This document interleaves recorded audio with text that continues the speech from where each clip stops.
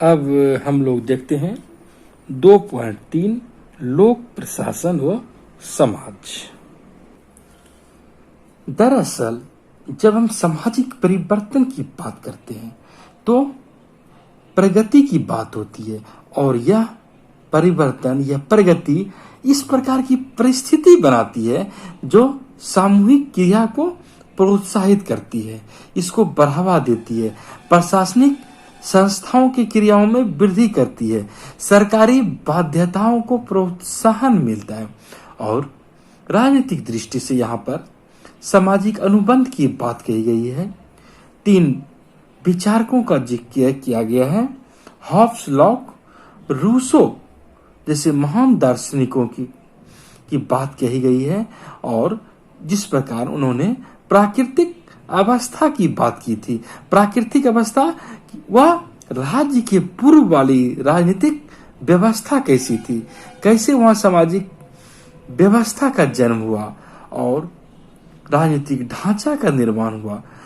यह एक सामाजिक अनुबंध, सामाजिक समझौते पर निर्मित किया गया था। वहां पर निजी अधिकार, निजी सुरक्षा के बचाव के लिए बात कही गई थी। यहाँ पर हम लोग हॉब्स, लॉक और रूसो तीनों को देखते हैं, और सबसे पहले हम हॉब्स को देखते हैं।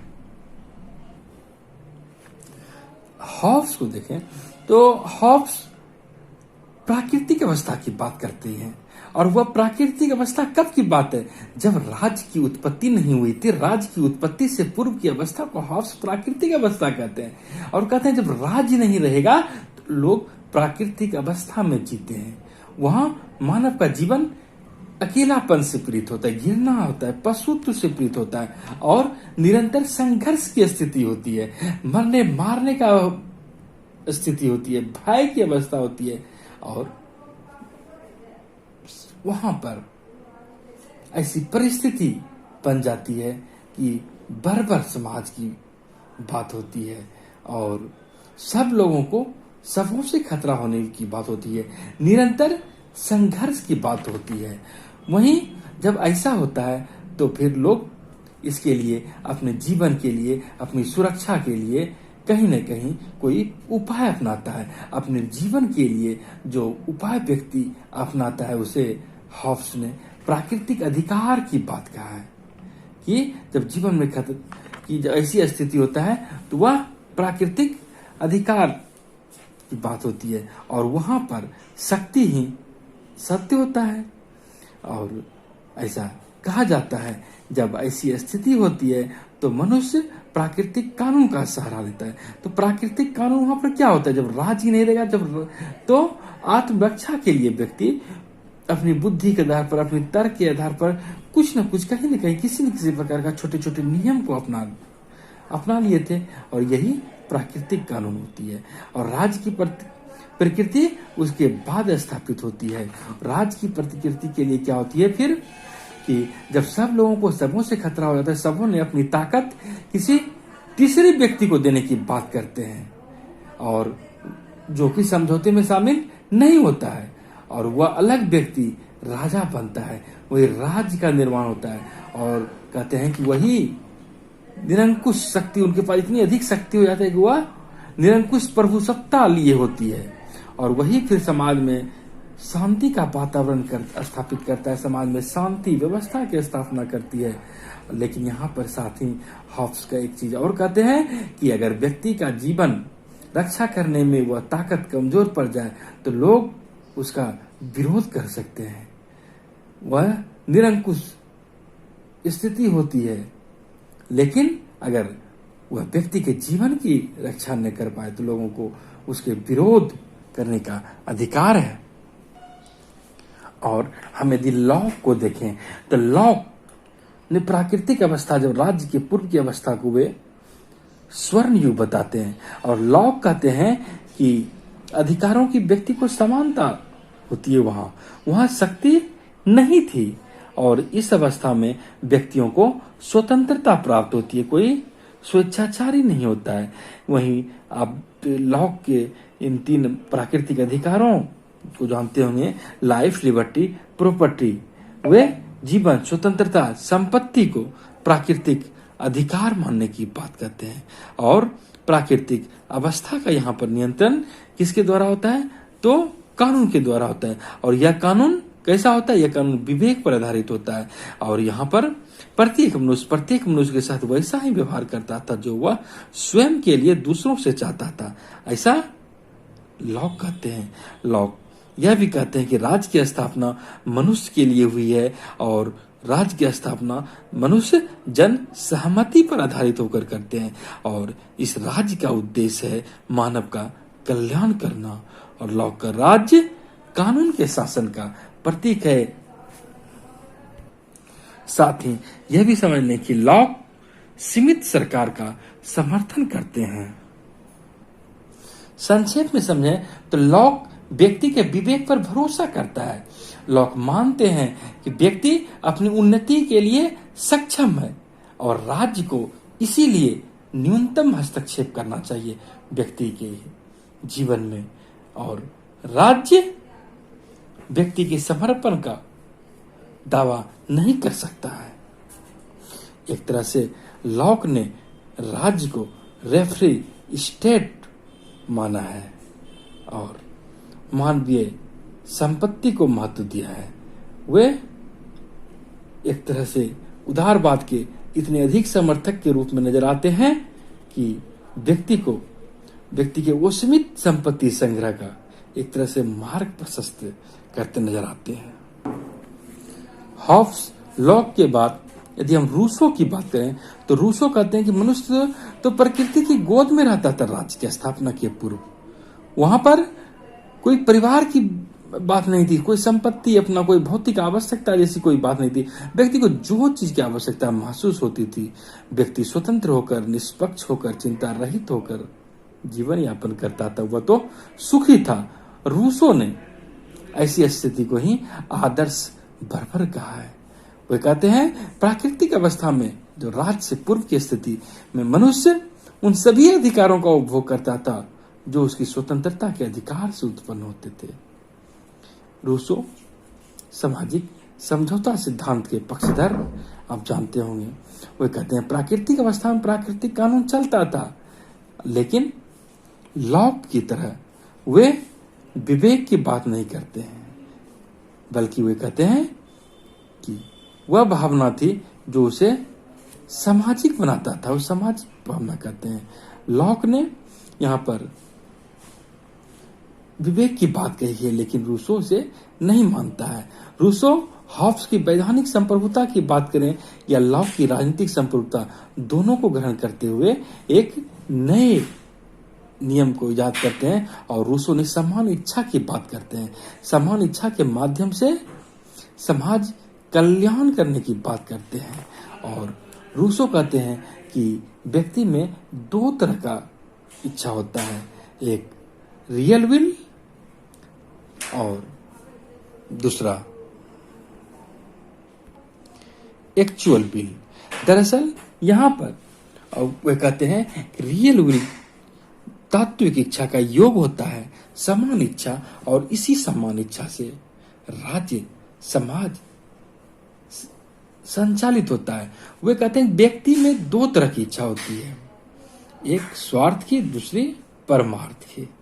और जो परमार्थ की इच्छा होती है, पूरे समाज के लोगों के परमार्थ की इच्छा जो होती है, उन सभी इच्छाओं का योग ही समान इच्छा होता है। और इसी समान इच्छा के तहत शासन व्यवस्था संचालित होती है। समाज और लोक प्रशासन के संदर्भ में ड्वाइट वाल्डो कहते हैं कि सामान्य सामाजिक समस्याओं से निपटने के लिए लोक प्रशासन ही आज भी सरकार का केंद्रीय साधन होता है। और वे लोक प्रशासन की महत्ता को रेखांकित करते हैं। वे कहते हैं पश्चिमी लोकतंत्र में देखा जाए तो सरकारी कार्यक्रम में निरंतर विस्तार हुई है और कई तरह की सामाजिक समस्याओं के समाधान के लिए लोक प्रशासन को ही आगे आना पड़ता है। जैसे शहरीकरण की बात हो या सामाजिक कल्याण विचार की बात हो, सामाजिक ढांचागत परिवर्तन इस तरह के हो गए हैं कि लोक प्रशासन के महत्व में वृद्धि हुई है। जैसे कि वृद्धावस्था की बात होती है तो वृद्धों की देखभाल के लिए सरकारी संस्थाओं को ही आगे आना पड़ता है। और क्योंकि ऐसी स्थिति होती जा रही है कि वृद्ध को एकल परिवार में, न्यूक्लियर फैमिली में बेसहारा छोड़ दिया जाता है। वृद्धाश्रम उनके लिए आवश्यक स्थिति होती जा रही है। तो यही चीज पारिवारिक टूटन के बाद देखने को मिलती है। पारिवारिक जीवन टूटते हैं तो वहां पर इकहरी माँ, सिंगल मदर जैसी स्थिति होती है और वहां पर फिर सरकार को, लोक प्रशासन को आगे आना पड़ता है और कई प्रकार के कार्यक्रम चलाए जाते हैं, जैसे कि अपराधी युवा के लिए, बच्चों के लिए। तो सामाजिक ढांचा में जब परिवर्तन होता है तो फिर वहां पर हम कह सकते हैं कि वो लोक प्रशासन की महत्ता कहीं न कहीं काफी अधिक बढ़ जाती है, उसे ही आगे आना पड़ता है। सामाजिक विघटन पश्चिमी देशों में मिलती है जहां, तो वहीं अगर हम विकसित देश को छोड़कर विकासशील देशों की बात करें, हम भारत जैसे देशों की भी बात करें जो कि उपनिवेशवादी रहे हैं, तो यहाँ पर सामाजिक जीवन में हस्तक्षेप करने के लिए लोक प्रशासन की आवश्यकता होती है, इसलिए कि यहाँ लोगों का सामाजिक आर्थिक विकास अभी भी अधूरा है। इसके लिए उनकी आवश्यकता पड़ती है। ग्रामीण विकास की जब हम बात करते हैं तो उनकी आवश्यकता होती है। सामाजिक विकास की बात करते हैं तो उनकी आवश्यकता होती है। अधिकांश क्षेत्र ग्राम में रहते हैं तो ग्राम में विकास की कल्पना को साकार देने के लिए लोक प्रशासन को आगे आना पड़ता है।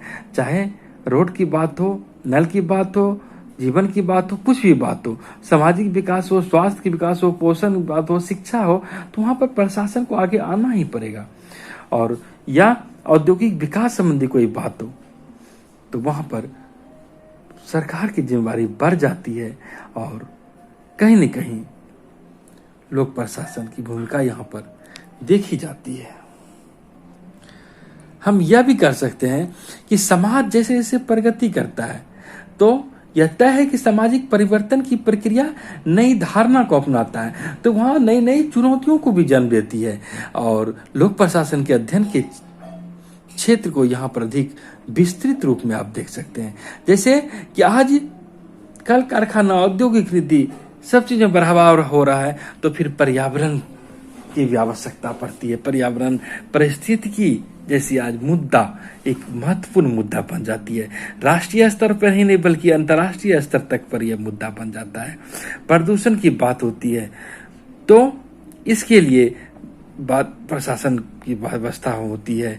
जंगल की बात हो, नदी की बात हो, जल संरक्षण की बात हो, जैव विविधता की बात हो, तो यहाँ पर प्रशासनिक हस्तक्षेप, प्रशासनिक प्रतिक्रिया, प्रशासनिक प्रबंध जैसी आवश्यकताएं आपको महसूस होगी। इन सबों के साथ साथ लोक प्रशासन में जेंडर की भी बात एक महत्वपूर्ण मुद्दे के रूप में आज उभरती है। आज के तारीख में जेंडर अर्थात स्त्री पुरुष के विश्लेषण की बात, कार्य में महिलाओं की सहभागिता की बात, तो यहाँ पर महिलाओं की सहभागिता में हर स्तर पर वृद्धि हो रही है प्रत्येक वर्ष। तो लेकिन अगर हम जेंडर की बात करते हैं, यह एक महत्वपूर्ण मुद्दा के रूप में दिखता है।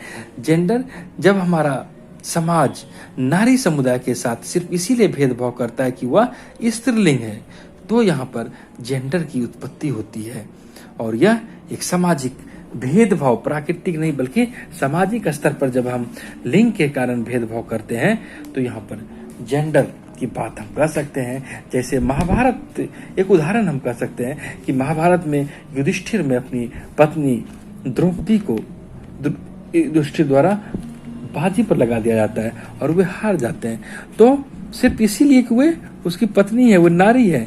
तो यह एक कहीं न कहीं एक जेंडर का ही उदाहरण है कि सामाजिक स्तर पर उसे हम उसको कम आंकते हैं, उसको वस्तु आंके और उसको हम, यह एक उदाहरण मात्र आप समझ सकते हैं। तो ऐसी स्थिति होती है तो हम यहाँ पर कह सकते हैं। हालांकि आज की तारीख में यह स्थिति नहीं है, सामाजिक सोच बदल गई है, कानूनी पैमाना भी बदल गया है। तो इन सब के बावजूद कार्यस्थल पर महिलाओं के साथ दुर्व्यवहार, छेड़छाड़ आदि के मामले देखने को मिलते हैं। तो यहाँ पर प्रशासनिक स्तर पर प्रशासन की सहभागिता, संरक्षण की आवश्यकता होती है। और विकासशील देशों के संदर्भ में तो भी यहाँ पर और अधिक सफर करना बाकी रह गया दिखता है कि महिलाओं को शामिल करने के लिए जेंडर संबंधी संवेदना लोगों में उत्पन्न करना। और इसी तरह बाल श्रम की बात हो, छुआछूत जैसी कोई बात हो, बंधुआ मजदूरी जैसी कोई बात हो, कोई घृणित सामाजिक व्यवहार जैसी कोई बात हो, तो इस तरह के कार्य को रोकना, इसका समाधान करना, कानून के अनुसार क्रियान्वयन करना, तो ये सब प्रशासनिक पहल पर ही संभव होती है। और प्रशासन को हस्तक्षेप यहाँ पर करना पड़ता है यदि ऐसी कोई बात होती है तो। और विकासशील देशों में तो इस तरह की ज्यादा ही बातें देखने को मिलती है। तो इस तरह हम यह देखते हैं कि लोक प्रशासन का क्षेत्र दिनों दिन घट कहाँ रहा है, घट नहीं रहा है, बल्कि व्यापक ही होते जा रहा है। उनके हस्तक्षेप की आवश्यकता तो महसूस हो ही रही है।